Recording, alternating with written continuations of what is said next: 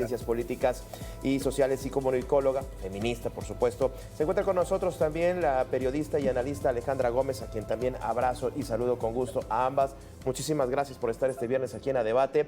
Les pido una opinión de 1 minuto 30 para hacer más dinámico este intercambio de puntos de vista y en un tema en el que, por supuesto, yo las voy a escuchar. Realmente quiero que suene fuerte y que se ponga el dedo en la llaga, porque no queda de otra cuando hablamos de las inequidades y la violencia en contra de la mujer. Hace un momento comentaba, y quiero empezar también esta misma mesa contigo, Raquel, hablamos de que hay una serie de marcos legales, leyes que se han venido perfeccionando, entre comillas perfeccionando, pero lamentablemente muchas de estas leyes quedan en papel, ya sea por la sociedad, por el propio gobierno, los 3 niveles de gobierno, ya sea por la burocracia, la falta de presupuesto. Se afinan leyes, se crean leyes, pero pues queda en papel, la violencia sigue. Raquel, bienvenida, adelante. Hola, ¿qué tal? Buenas tardes, Gabriel. Buenas tardes, Alejandra. Y buenas tardes a la audiencia que amablemente nos está atendiendo. Pues sí, vemos que hay avances, definitivamente. Sería innegable mencionarlos en cuanto a lo legislativo. Me parece que también hay cambios culturales que son elocuentes y que hay que tomar en consideración. Sin embargo, seguimos viendo que hay factores que van obstaculizando el acceso a la justicia por parte de las mujeres. Por ejemplo, nos encontramos con esta terrible resolución que hizo el juez con respecto al caso que llevaron como a manera de denuncia las compañeras del Instituto Politécnico Nacional, en donde uno de los compañeros estudiantes de una de las unidades del Poli pues diseñó un montón de imágenes de contenido sexual con inteligencia artificial, mezclando fotografías reales de sus compañeras y utilizando, como ya decía yo, estas herramientas, y que al juez, pese a que hay ya una reforma al Código Penal Federal, al Código Penal de varias entidades, en este caso de la Ciudad de México, donde se llevó a cabo el litigio, pues decidió que no había suficiente evidencia, dejando detrás pues toda una movilización impecable, pero además dejando de lado la comprensión, la sensibilización frente a un tema que ahí está en boga y que es súper importante colocarlo sobre la mesa, ¿no?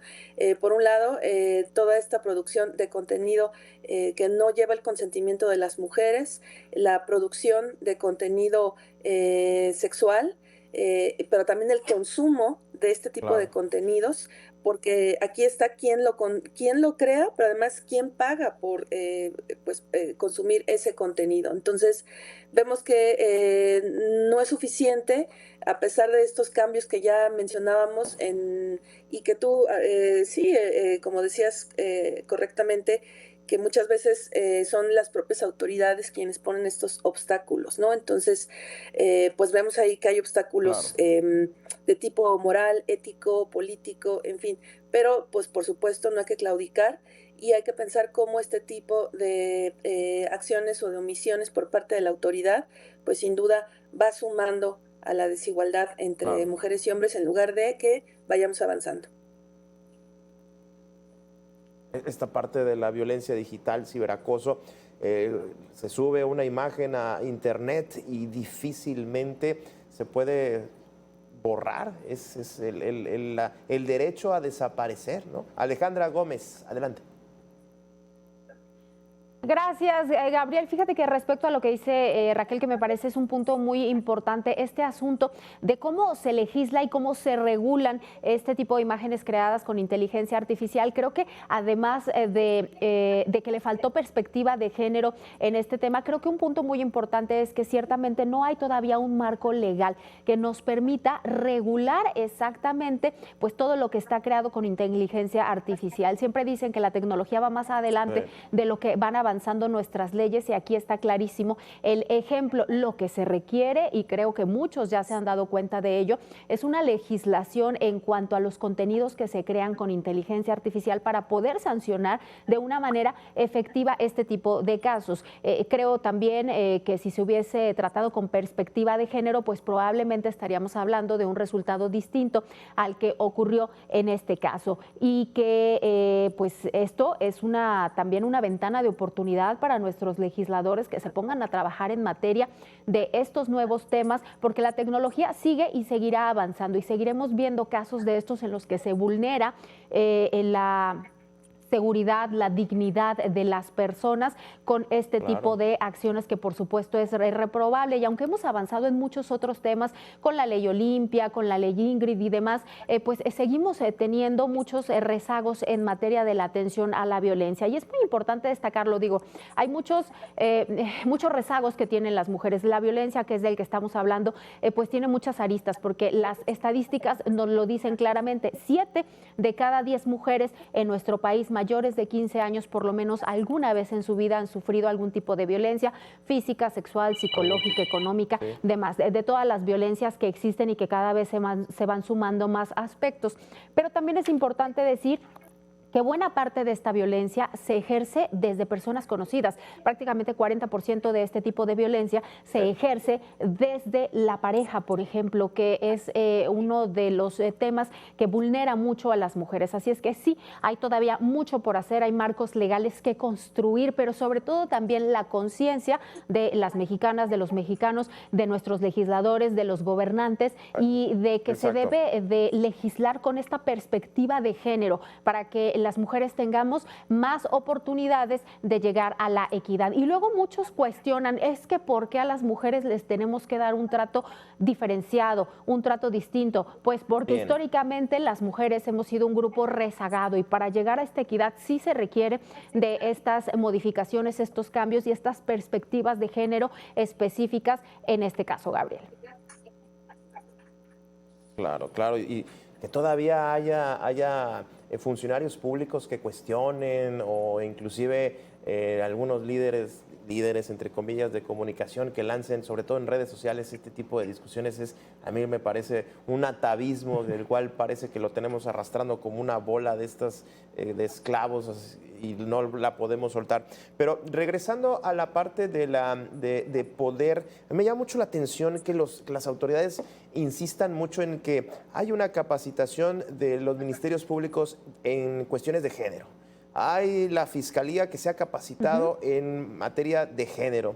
Imagínense que si no existieran esas capacitaciones, ¿cómo estarían investigando los delitos? Ahí me llama mucho la atención. No sé si este es un gran atraso que realmente el Estado mexicano, como está diseñado, pues le está a cuentagotas una perspectiva de género en cualquier ámbito, Raquel.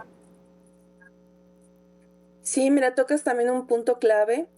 Yo que tengo pues muchos años, cerca de 20 años en el ámbito de la formación, la sensibilización desde distintas áreas, una de ellas es a personas que están en el servicio público, pues me consta cómo el Estado mexicano ha etiquetado desde precisamente muchos años dinero para esta labor. Y te puedo asegurar que hay personas muy valiosas, muy comprometidas, porque tampoco creo que se valga decir que no hay personas que toman conciencia de la importancia de hacer su trabajo con perspectiva de género y otras perspectivas que van a sumar, ¿no? Y que van a promover la ciudadanía. Pero pasa algo y me parece que aquí podemos recuperar la dimensión histórica, justo esto que tú mencionabas, la configuración del propio Estado mexicano, pero también la realidad que vivimos en este país. La forma en la que se conformó también la cultura, la manera en la que se establecieron las relaciones de poder, cuáles son los factores económicos que también están influyendo. Yo, por ejemplo, te podría decir hoy que sin duda uno de los elementos que podemos o debemos tomar en consideración es la proliferación del crimen organizado, ¿no? No como un elemento que va a definir en el sentido de que sea el único, pero sí como algo que tenemos que tomar en cuenta, porque incluso la masculinidad tradicional, la masculinidad machista, le sirve a ese propio sistema, que finalmente el crimen organizado es una expresión del capitalismo, ¿no? Y del neoliberalismo, le sirve porque convence a millones de hombres de que su vida no es valiosa y de que entonces vale más la pena vivir rápido, ¿no? Vivir con acceso a dinero, a mujeres, a la violencia, al estatus, que aspirar a la construcción de un mundo igualitario. Entonces, son carne de cañón, y vemos cómo se está reafirmando una masculinidad mucho más cruel, ¿no? O yo pienso, volviendo como a este caso que mencionaba yo, finalmente estamos hablando de un joven universitario, ¿no? O sea, no estamos hablando de un joven que no Sí, haya claro. tenido oportunidades o que estuviera en un contexto completamente desfavorable, ¿no? Y que además, como decía Ale, pues un individuo ha llegado a sus propias compañeras, ¿no? Entonces, creo que desde ahí, eso, recuperar Claro. la dimensión histórica para entender la complejidad de este país, incluso hasta desde su dimensión geopolítica. Son muchos elementos y nos tenemos que sentar a colocarlos en su propia dimensión para poder entender toda esta realidad. Y claro, los medios de comunicación pues juegan un papel muy, muy importante, ¿no? En este sentido. Cierro ya solo con una idea. No es coincidencia que estas semanas han sido los medios de comunicación los protagonistas de la discusión en torno a la narrativa sobre la violencia contra las mujeres, pero también la forma en la que se va orientando la opinión pública con respecto a las víctimas, ¿no? Y bueno, vemos que se ha establecido una serie de dimes y diretes entre youtubers, influencers, ¿no? Que, por ejemplo, se está ponderando Ujú. la grafología, que no es una actividad científica, que no Ya. tiene ninguna base y que no se valida como una forma de peritaje en las instancias de procuración de justicia en nuestro país, pero aún así vemos como pseudoespecialistas van dando un análisis sobre las víctimas y las van desacreditando a partir, insisto, de que utilizan estos elementos Uf. pseudocientíficos y que se les da foro en espacios que tienen tanta audiencia. Bueno, oigan, Raquel, Alejandra, denme oportunidad de ir a la pausa. Me gustaría preguntarles y poner en la mesa la llegada de Claudia Sheinbaum al gobierno como presidente es histórico, eso no lo discutiremos y en 200 años de república independiente, representativa y soberana. ¿Qué se espera? ¿Qué se espera en cuanto a cambios inmediatos? Entiendo que la Secretaría de las Mujeres ya se alista, que pueda llegar a ya como un ente de gobierno y regresamos, ¿no? Regresamos al Estado mexicano, por supuesto, es innegable. ¿Qué se espera con la llegada de la presidenta Sheinbaum? Con este tema me gustaría ir a la pausa y regresar, por supuesto, aquí en A Debate. Tema sobre qué se espera de la administración Sheinbaum, de la llegada de la presidenta y lo que representa, pero más allá de lo simbólico. Hace unos días hemos visto una discusión muy interesante que se ha dado entre un hombre y una mujer, y me refiero entre la presidenta Sheinbaum y el presidente electo Donald Trump, y todo lo que representa Trump como un hombre machista, un buleador, un mentiroso, y creo y me parece que las discusiones se van a seguir dando entre la presidenta y el propio Donald Trump. Como botón de muestra lo dejo. Pero ¿qué se espera? Ale, adelante. Gracias, Gabriel. Bueno, yo creo que la presidenta sí va a buscar generar este tema de la igualdad y muestra de ello es justamente pues la reforma que ya se aprobó en el Congreso de la Unión que tiene que ver con la igualdad sustantiva desde la Constitución, es decir, hacer una modificación de fondo. ¿Para qué? Pues para tratar de que se eliminen los obstáculos en todas las áreas y que las mujeres puedan ejercer plenamente sus derechos. Creo que ese es un primer paso importante.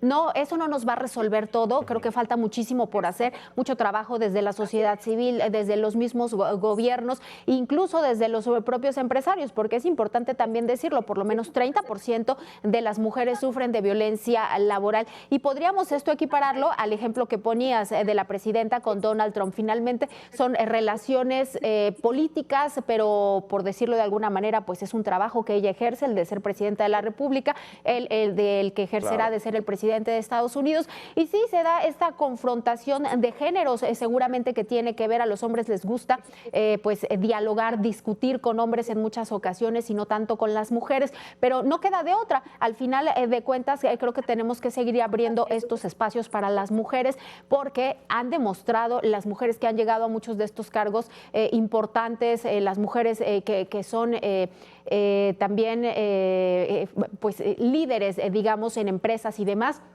que se puede, que saben que se puede hacer el trabajo de la misma manera, igual o incluso mejor que la de un hombre, pero seguimos viendo estos problemas, por ejemplo, de las brechas salariales, que sigue siendo una realidad por el mismo trabajo, le pagan distinto a un hombre que a una mujer, por supuesto a las mujeres menos, seguimos siendo las mujeres las que destinamos más horas en el hogar, aunque trabajes, puede haber un matrimonio donde la mujer y el hombre trabaje y en la mayoría de los casos las mujeres siguen destinándole más tiempo a las labores del hogar. Entonces, la equidad parte desde todas partes y la igualdad parte igual desde nuestro hogar hasta las esferas más altas, que son obviamente las políticas, donde pues en este caso del intercambio entre dos presidentes de países, pues también tiene que darse esta situación y se tiene que llegar a entender en algún punto que se deben de tratar como iguales al final de cuentas, porque sus cargos así lo determinan. Es un trabajo cultural también que tiene mucho que ver con cómo vayamos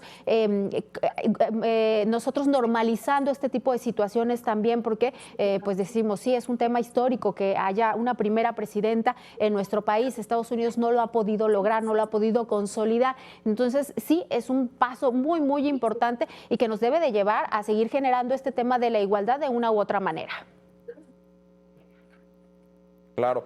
Por cierto, hablando de los empresarios, el cuarto de junto, este consejo asesor, pues me llamó mucho la atención que en esta administración la presidenta Sheinbaum pues ya incluyó mujeres, porque el sexenio pasado no lo había.